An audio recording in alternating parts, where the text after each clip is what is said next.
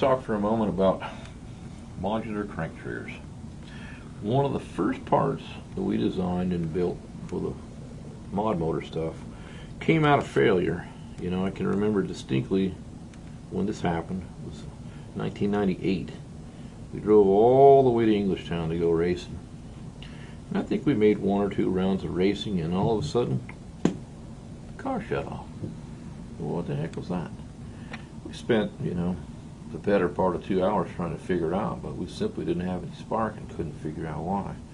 The issue was a broken one of these crank trigger wheels. Now my first impression was, wow, this thing's metal. How did that break? Come to find out, it was actually powdered metal.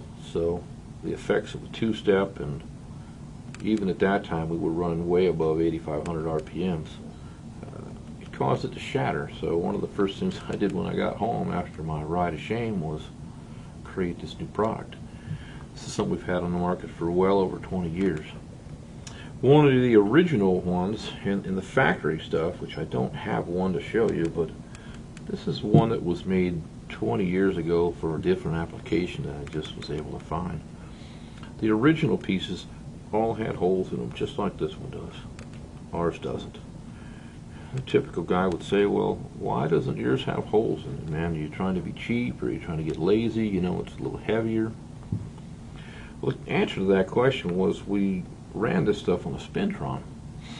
And the one thing that we noticed on the Spintron, because we've got a visual, we've got plexiglass everywhere we could see, is the oil that was surrounding this thing was becoming vapor.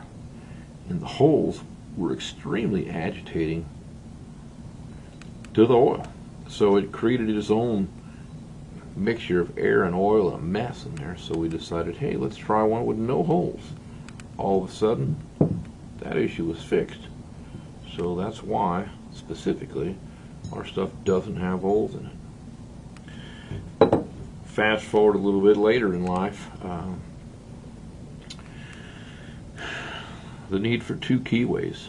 We have this particular product in both single keyway or dual keyway.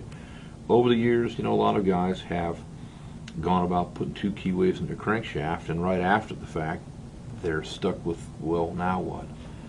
You have to have 2 keyways in this, you have to have 2 keyways in the sprocket that goes behind it, and in the dampener that goes on it, which we're able to help guys with that situation.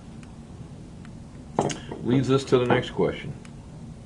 Guys always ask, hey man, how come you don't make this for a 99 and up engine, which is this piece? This is a factory piece.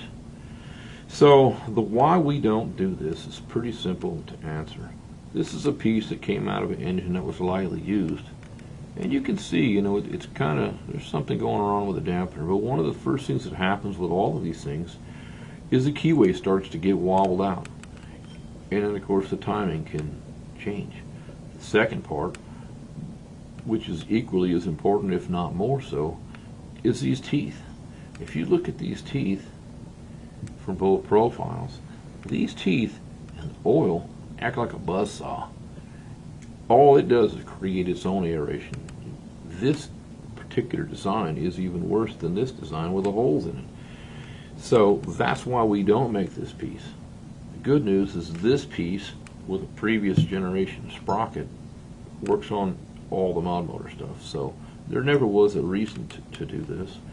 And the fact that it works so badly on the Spintron, anything that comes in with these things, whether it's a factory part or an aftermarket part that someone else decided was a good idea to make this, we throw it in the trash.